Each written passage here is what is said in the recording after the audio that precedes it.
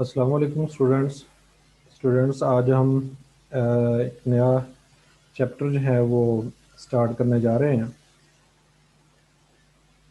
तो इसमें इस कोर्स के अंदर हम जो काम कर रहे हैं वो हम लेज़र के डेवलपमेंट के बारे में कि लेज़र किस तरह प्रोड्यूस होती है उसका हम स्टेप बाय स्टेप जो है वो देख रहे हैं।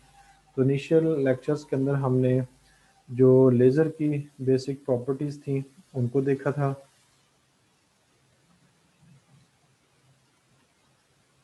और जो नेक्स्ट हमारे पास था उसके अंदर हमने जो था वो कैविटी रेडिएशंस की बात की थी। और उसकी बात हमने इसलिए की थी क्योंकि लेज़र की जो प्रोडक्शन है एक कैविटी के अंदर होती है, तो इसलिए हमने जो कैविटी रेडिएशन का जो बिहेवियर है उसको जो था वो स्टडी किया था ताकि हमें लेज़र के ऑपरेशन को समझने में आसानी हो। तो इस जो हमारा ये वाला लेक्चर है, ये वाला जो चैप्टर है, इसके अंदर हम ये देखेंगे कि कौन से मटेरियल्स ऐसे हैं जिनके अंदर हम लेज़र को प्रोड्यूस कर सकते हैं और उन मटेरियल्स को कौन सी जो है वो कंडीशंस फुलफ़िल करनी होंगी ताकि वो लेज़र प्रोड्यूस कर सकें। तो चलें हम इसको स्टार्ट करते हैं। तो जैसे कि हमें पता है, हम पीछे थोड़ा बहुत उसको करते आ रहे हैं कि हमारी जो लेज़र सोर्स होगा किसी भी किस्म का, वो एक लाइट सिग्नल को एम्पलीफाई करता है और उसको एम्पलीफिकेशन के लिए दो काम करने पड़ते हैं। एक जो है मेन वो स्टिमुलेटेड एमिशन है और दूसरा है ऑप्टिकल फीडबैक। यानी हम मिरर्स के ज़रिए से जो फोटॉन्स हैं, जो लाइट सिग्नल है, उसको बैक एंड फोर्थ मूव करवाते हैं, जिसकी वजह से हमारी जो लाइट है वो एम्पलीफाई होती है। तो वो मटेरियल जिसके अंदर ये दोनों प्रोसेसेस हो सकते हैं उसको हम नाम देते हैं गेन मीडियम या फिर एम्पलीफाइंग मीडियम। तो आपको जो नीचे डायग्राम आ रही है उसके अंदर इसको जो है मज़ीद जो है वो सिंपलीफाई किया गया है। आप यहाँ पे ये देख सकते हैं कि ये हमारे पास एक ऑप्टिकल कैविटी है, यानी कैविटी है जिसके दरमियान वाली जो स्पेस है ये खाली स्पेस है और इसके अंदर हमने एक मटेरियल जो है वो रखा हुआ है, गेन मीडियम या एम्पलीफाइंग मीडियम। और उसके जो साइड्स हैं वहाँ पे हमने जो है मिरर्स लगाए हुए हैं। तो ये मिरर्स जो हैं रिफ्लेक्टिंग मिरर्स हैं। तो जो हमारा ये वाला मिरर है ये फुली रिफ्लेक्टिंग मिरर है क्योंकि यहाँ से हमें जो लाइट है वो आउटपुट में नहीं चाहिए, और ये भी हमारा जो है वो फुली रिफ्लेक्टिंग मिरर ही होता है। लेकिन हम इसकी रिफ्लेक्शन जो है अपनी ज़रूरत के मुताबिक चेंज कर सकते हैं। तो वो यहाँ पे हमने एक गेट रखा होता है जिसको हम बंद भी कर सकते हैं, ओपन भी कर सकते हैं। तो जब हमें लेज़र नहीं चाहिए होगी तो हम इसको बंद कर देंगे, जिसकी वजह से हमारी लाइट जो है वो बैक एंड फोर्थ पे मूव करेगी और जैसे जैसे वो इस मीडियम से मूव करेगी तो उसमें स्टिमुलेटेड एमिशन का जो प्रोसेस है वो बढ़ाएगी। और जब हमें आउटपुट चाहिए होगी तो यहाँ पे जो गेट होगा उसको ओपन कर देंगे तो हमें आउटपुट पे लेज़र जो है वो मिल जाएगी। तो लेकिन इन जनरल हम ये कह देते हैं कि ये जो हमारे पास मिरर होता है ये पार्शली रिफ्लेक्टिव ट्रांसमिटिंग मिरर होता है, यानी ये लाइट को ट्रांसमिट भी कर सकता है। अब जो ट्रांसमिशन पार्ट है उसको आउटपुट गेट जो है वो आप कंसिडर कर सकते हैं। तो ये इस डायग्राम के अंदर जो मेन उसका बिहेवियर है कैविटी का वो दिखाया गया है, यानी इसके अंदर जो है वो एम्पलीफाइंग होती है due to stimulated emission, due to stimulated emission. और ये जो मिरर्स हैं ये ऑप्टिकल फीडबैक का जो है वो काम कर रहे हैं क्योंकि यहाँ से जो आउटपुट जाती है वो इस ऑप्टिकल इंस्ट्रूमेंट से फीडबैक हो जाती है टू द सेम मीडियम। इसी तरह यहाँ पर भी जो यहाँ से आउटपुट निकलती है वो ऑप्टिकली फीडबैक हो जाती है इस मीडियम में दोबारा। तो इसलिए ये दोनों मिरर्स जो हैं ये फीडबैक का काम कर रहे हैं। क्योंकि ये मिरर हैं इसलिए हम इसको ऑप्टिकल फीडबैक जो है ये कहते हैं इस प्रोसेस को। तो अब हम इसको आगे लेके चलते हैं।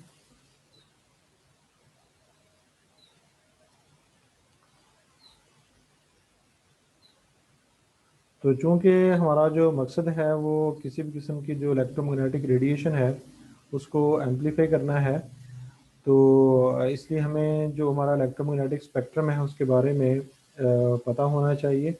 तो हमारा जो इलेक्ट्रोमैग्नेटिक स्पेक्ट्रम है उसमें सबसे हाई जो फ्रीक्वेंसी की रेडिएशंस हैं वो इस हिस्से में हैं, और जो सबसे लोअर फ्रीक्वेंसी की रेडिएशंस हैं या एनर्जी की रेडिएशंस वो इधर हैं, और इसके इन बिटवीन जो है ये हमारा विजिबल पार्ट होगा। तो विजिबल पार्ट जो है ये हमारा इलेक्ट्रोमैग्नेटिक स्पेक्ट्रम का बहुत छोटा सा पार्ट है। तो हम जो लेज़र का लफ्ज़ इस्तेमाल करते हैं विजिबल लाइट के लिए मोस्टली करते हैं, लेकिन अब इनविजिबल रीजन जो है ये वाले रीजन और ये वाले जो रीजन हैं इनके अंदर भी जो लेज़र्स हैं प्रोड्यूस की जा रही हैं। तो किसमें प्रोड्यूस करना आसान है या मुश्किल है वो हम कमिंग लेक्चर्स के अंदर जो है वो उसको देखेंगे। तो बाहर ये हमारा जो है वो इलेक्ट्रोमैग्नेटिक स्पेक्ट्रम है जिसकी हानो जो है वो आपको होनी चाहिए। तो जैसा कि आपको पता है कि यहाँ पे जो फ्रीक्वेंसी है वो ज़्यादा है, जब फ्रीक्वेंसी ज़्यादा होगी तो ज़ाहिरी बात है कि जो क्रेस्ट और ट्रफ्स होंगे उनके दरमियान डिस्टेंस कम होगा, यानी वेवलेंथ जो है वो कम होगी। और जैसे जैसे हम लोअर एनर्जी पार्ट की तरफ जाते हैं हमारी वेवलेंथ जो है वो इंक्रीज़ हो रही होती है। तो ये आप इस डायग्राम से जो है वो देख सकते हैं।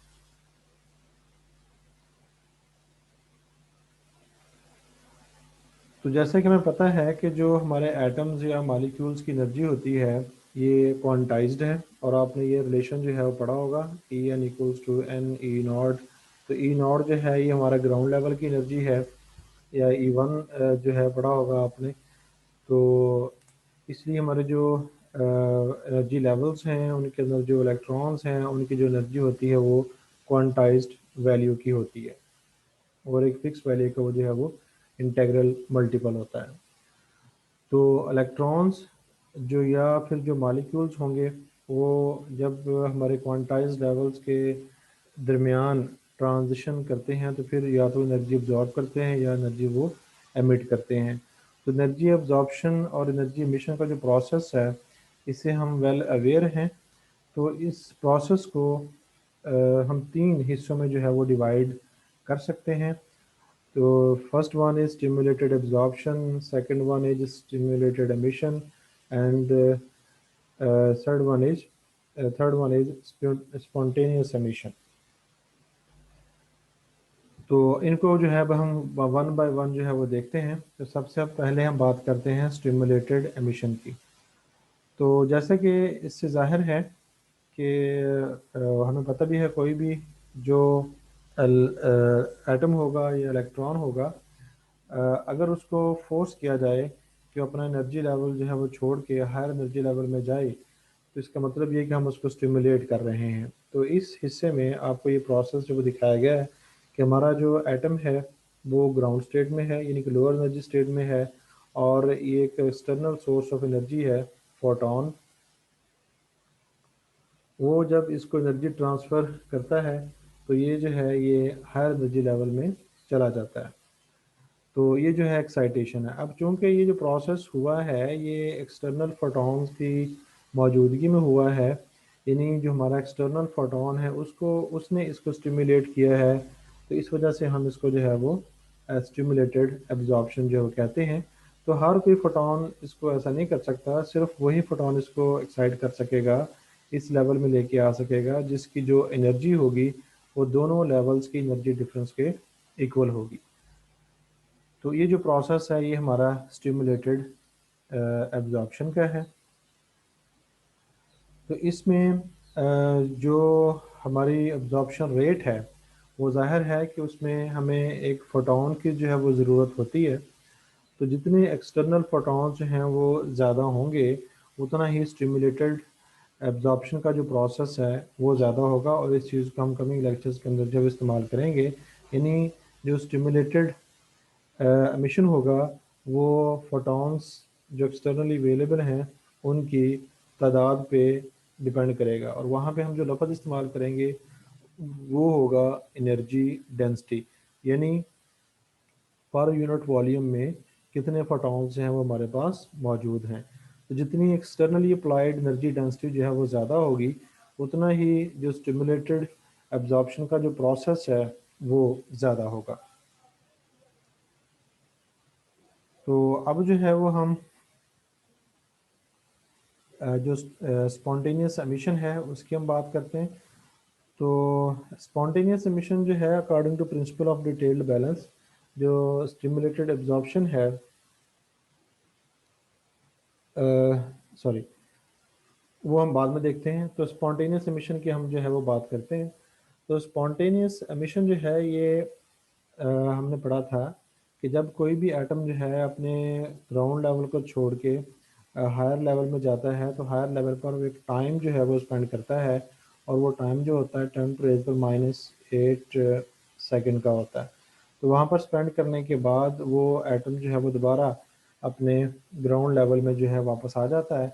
लेकिन इसमें वापस आने के लिए उसे किसी एक्सटर्नली अप्लाइड जो सोर्स है उसकी ज़रूरत नहीं होती, इसलिए हम इस लफ्ज़ को नाम देते हैं स्पॉन्टेनियस एमिशन। तो अब हम ये देखते हैं कि स्पॉन्टेनियस एमिशन जो है ये क्लासिकली पॉसिबल है या क्वांटम मैकेनिकली पॉसिबल है। तो जो हमारा स्पॉन्टेनियस एमिशन है ये टोटली क्वांटम इफेक्ट है, क्योंकि क्लासिकली ये होता है कि अगर कोई भी सिस्टम किसी एनर्जी के अंदर मौजूद हो तो वो काफ़ी देर तक, इन्फिनिटली लॉन्ग टाइम तक, इन the absence of any applied field, यानी जब तक हम उसको ग्राउंड लेवल में लेके नहीं आएंगे वो ग्राउंड लेवल में नहीं आएगा। यानी क्लासिकली ऐसा पॉसिबल नहीं है कि कोई एटम जो है वो हायर लेवल से लोअर लेवल में आए in the absence of any external applied field. लेकिन स्पॉन्टेनियस एमिशन में ऐसा होता है, और according to classical physics spontaneous emission जो है ये पॉसिबल नहीं है। तो ये पॉसिबल कैसे, इसको हम जो है वो क्वांटम मैकेनिक्स जो है, क्वांटम फिजिक्स इसको एक्सप्लेन करती है, इसलिए हम इसको क्वांटम इफेक्ट का जो है वो नाम देते हैं। तो आगे जाके हम इसकी रीज़न जो है वो भी देखते हैं कि बेसिकली ये स्पॉन्टेनियस एमिशन जो है वो होता कैसे है। तो इस डायग्राम के अंदर हमें जो है वो स्पॉन्टेनियस एमिशन जो है वो दिखाया गया है कि हमारा एटम जो था वो यहाँ पे फर्स्ट जो पार्ट है डायग्राम का उसमें वो एक्साइटेड स्टेट में है। तो हमने यहाँ पर किसी किस्म का एक्सटर्नल जो सोर्स नहीं लगाया, तो खुद अपना वो जो टाइम है उस टाइम को पूरा करने के बाद एटम जो है वो हमारा ग्राउंड लेवल में वापस आ गया। तो spontaneous emission is not connected with the incident radiation, यानी इसमें किसी हमें एक्सटर्नल रेडिएशन की जो है वो ज़रूरत नहीं होती। यानी जो हमारा स्पॉन्टेनियस एमिशन होगा ये एक्सटर्नली अप्लाइड रेडिएशन सोर्स पे डिपेंड नहीं करता।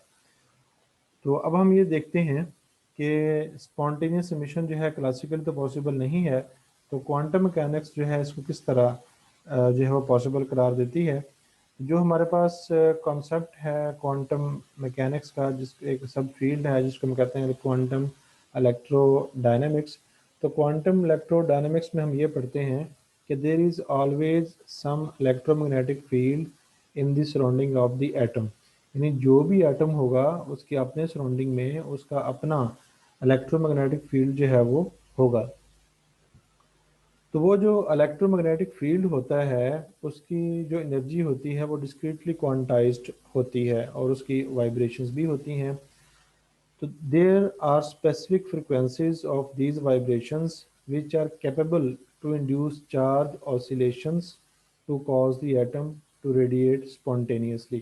यानी जब वो फील्ड जो है वो इन रेजोनेंस हो जाता है हमारे एक्साइटेड स्टेट के साथ, तो वो क्या करता है कि हमारे एटम को मजबूर कर देता है कि उसने जो एक्सटर्नली एनर्जी ली थी उसको जो है वो रिलीज़ कर दे। तो इस तरह जो है वो क्वांटम मैकेनिकली जो है ये थोड़ी सी समरी है जो हमने कोशिश की है मैं बयान करने की, तो इन डिटेल में जाने की ज़रूरत नहीं है। तो इस तरह जो है वो स्पॉन्टेनियस एमिशन जो है वो होती है। तो अब हम बात करते हैं स्टिमुलेटेड एमिशन की। तो पहले हमने बात की थी स्टिमुलेटेड एब्जॉर्प्शन की। तो जो हमारा प्रिंसिपल ऑफ डिटेल्ड बैलेंस है,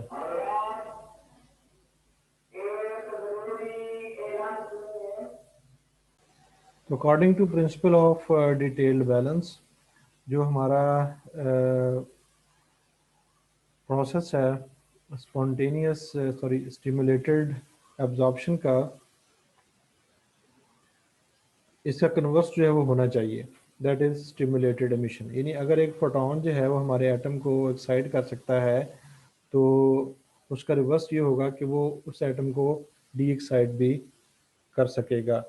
तो इस चीज़ को पहले तो कंसिडर नहीं किया गया था, लेकिन फिर प्रिंसिपल ऑफ डिटेल्ड बैलेंस की बुनियाद पे आइंस्टाइन ने सबसे पहले जो था इसको अपने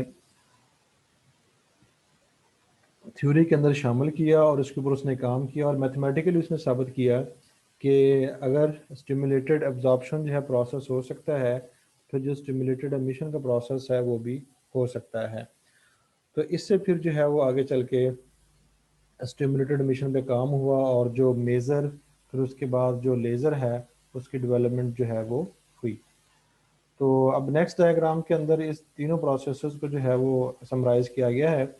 तो पहले के अंदर ये हमें एक एब्जॉर्प्शन का प्रोसेस दिखाया गया है, ये स्टिमुलेटेड एब्जॉर्प्शन है।